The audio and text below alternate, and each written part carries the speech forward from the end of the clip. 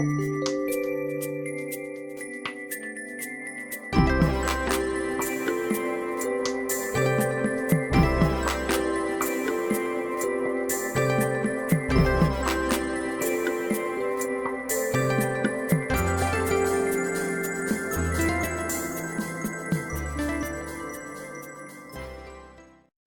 and welcome to Pandora Astrology's monthly horoscope for February of 2023. We are the astrologers of Pandora Astrology. I'm Jamie Kale Miller. I'm in Berkeley, California. And I'm Julia Mijas, and I'm in San Francisco, California. Let's take a look at what's happening for you in February. Well, Cancer, I want to begin with our favorite asteroid goddesses, Juno and Ceres, most particularly with Ceres traveling along through Libra in your fourth house. And the reason why I want to focus on Ceres is that pretty shortly into the month, right here on February 3rd, Ceres is going retrograde, which we know by this little red RX symbol right here. Ceres is a good steward of all things physical. She helps you to take good care of your body, for your health, pay attention to your eating and your digestion. She's all about grooming and washing and arranging for food, clothing, and shelter. She's about safety and security, and also financially as well.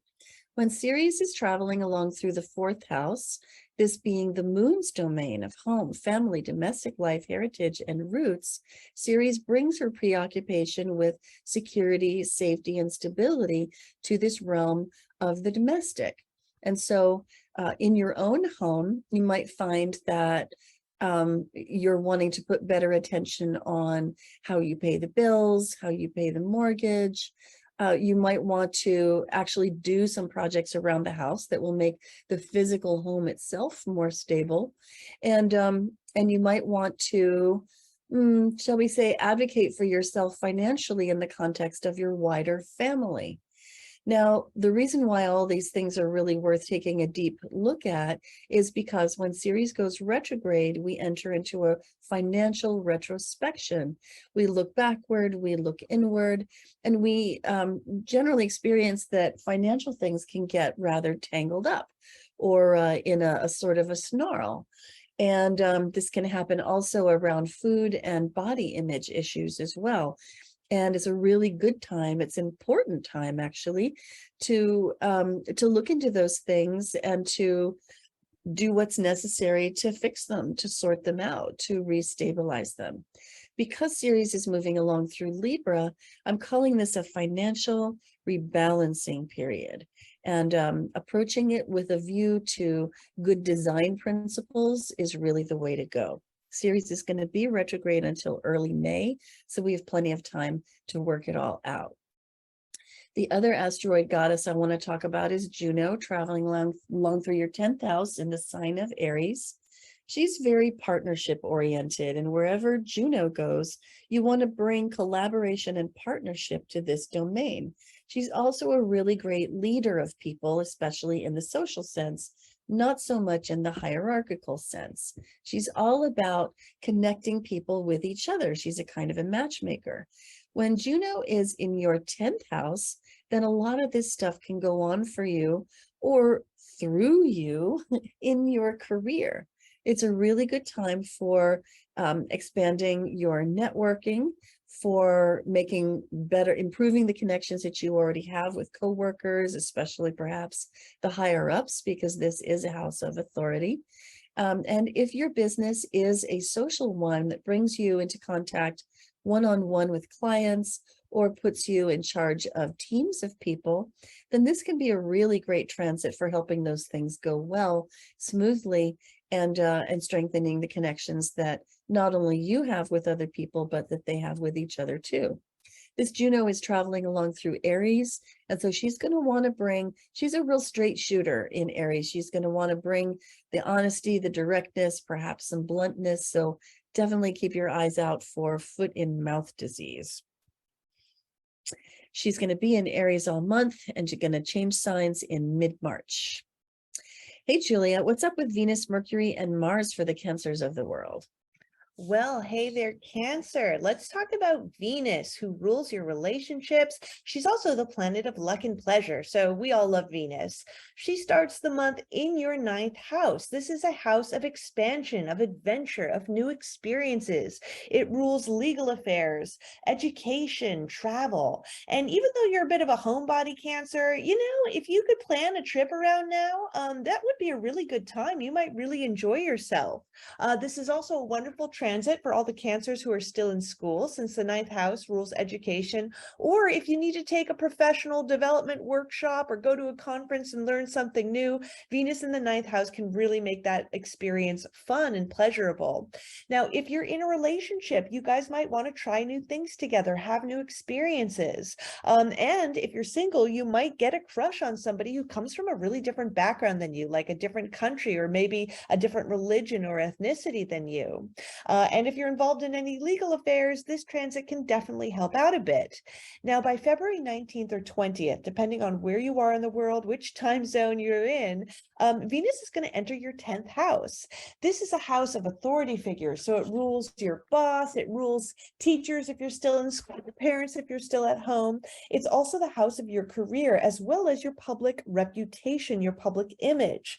So Venus in the 10th can give you a boost to your public image. It's a really good time if you need to do any public speaking or take some headshots for work.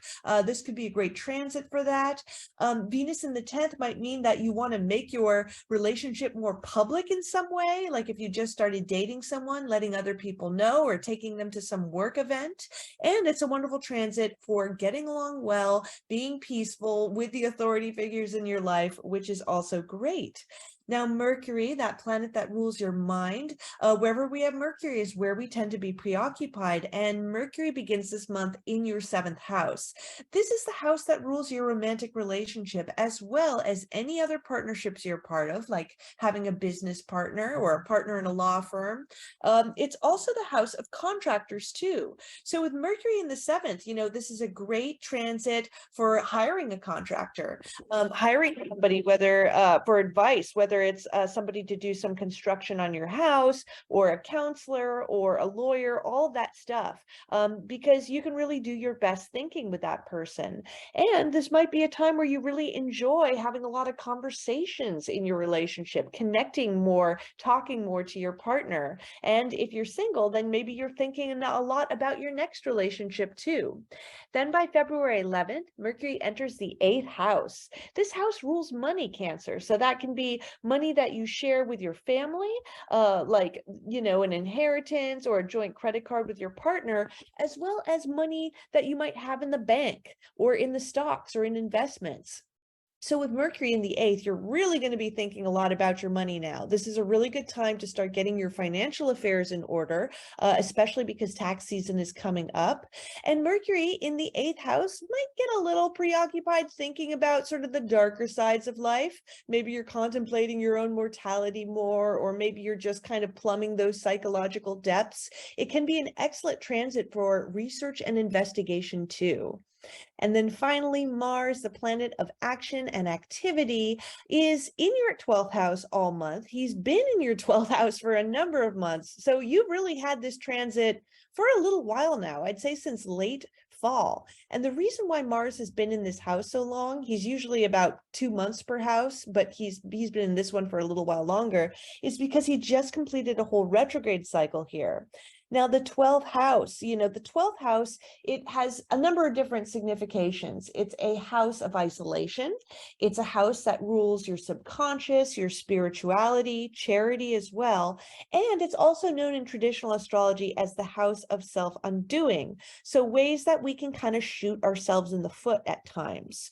So Mars, having done a whole retrograde cycle here, might mean that over the past few months, if you haven't been above board with your actions, which are ruled by Mars, let's say you've been being sort of indirect with people, or, just kind of doing things behind people's backs, it may have sort of blown up a little bit in your face. When things kind of 12th house planets, if we try to be too hidden with them, sometimes it has a funny way of kind of getting us in the long run.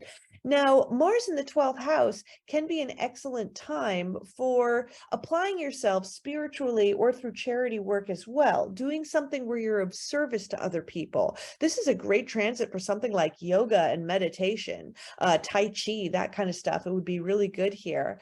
Mars in the 12th might have also meant that you wanted to do a lot more work on your own. Maybe you've enjoyed, if there's any way at work that you could kind of be able to work from home, for example, in your own room. You might find that you're actually getting a lot more done in that context than sort of out in the open. And, you know, Mars in the 12th house might mean that if you're upset about something, you might not be so direct about it. You know, you've been maybe a little bit more passive aggressive, but that's okay. You know, just try to, just as long as you're not doing any actions behind anyone else's back, you know, Mars in the 12th house can be just a very constructive time in terms of expanding yourself spiritually, as well as lending a helping hand to others. Well, I got a couple of moons and a seasonal change to tell you about, beginning with the full moon in Leo right here in your second house, opposite the sun in Aquarius here in your eighth, and intensified a little bit by a square to stubborn-minded Uranus here in your 11th. We're calling this moon you in the mirror of community. There's a lot of a theme of mirroring in this moon. And really full moons are a little bit that way in the first place. They're a little bit relational just because of the polarizing way that the moon and the sun oppose each other during a full moon. But this one in particular really can bring up some big emotions that may feel very centered in yourself and that you might find that you're wanting attention for. You want to be noticed for these feelings. You just want to like blurt them out into the world. And that's fairly normal for a Leo moon. And having it land in your second house means that you might be having these feelings about your own security or safety or about your money. And then the sun in Aquarius might feel like it's coming at you from somebody in your life that you share money with, such as a spouse or a business partner. That would be a very eighth house theme, those monies that are shared. And because the sun is in Aquarius, it might feel like that person is cool or distant or standoffish, or they're trying to sort of force some logic or some rational on you and rationale, and that you're, you know, maybe not having it because the feelings are so big that they've kind of got you in their grip. So taking the mirroring and yet also paying attention to your own gut sense and finding the balance between the two is how to manage this moon. And there likely may be issues about the polarity between your money, your own resources, the stuff that belongs just to you versus the stuff that you share with someone else or maybe have invested in some form that's taken it out of your hands. And so, yeah, this moon's a little bit squirrely. You can find out more about this moon on our website, pandoraastrology.com, by going to the monthly forecast and checking out the lunations videos there. The next thing that happens is that the sun leaves Aquarius. It's traveling along here through the rest of the eighth house, moves into Pisces right here on February 18th, and then meets up with the moon on February 19th. And so the seasonal shift always brings us into, you know, a very new feel. And each sign lasts for about 30 days. So the sun is going to be in Pisces for 30 days. And as it's there, it's traveling along through your ninth house, bringing the light of consciousness wherever it goes. I think the sun really enjoys being in the ninth house. They're both fiery in nature. This can make you feel so much more adventuresome. And as Julia said, you know, Cancer, you may tend to be a homebody. And so for you, adventure might involve, you know, inner spaces, not so much outer spaces, like, you know, getting out and like carrying your house on your back and backpacking off into the wilderness. It might instead be about, you know, drawing a bath and adventuring into inner spaces of your own imagination, dream, and fantasy. And that can be a really good way to spend the month of Pisces as the sun is traveling along through your adventuresome and growthful ninth house.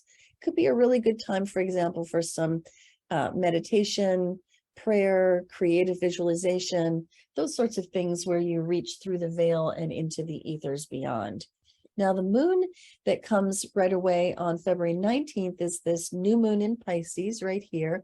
New moons have the feeling of rebirth and fresh starts. This moon landing here in your ninth house says it's time for some new adventures.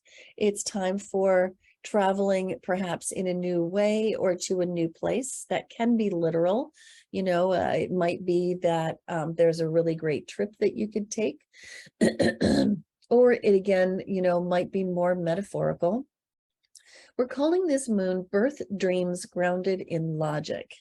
Birthing dreams is easy to understand because the new moon has the theme of birth and renewal, and this moon is in Pisces, which is about dreams, fantasies, imagination, also art, the insubstantial, and the spiritual.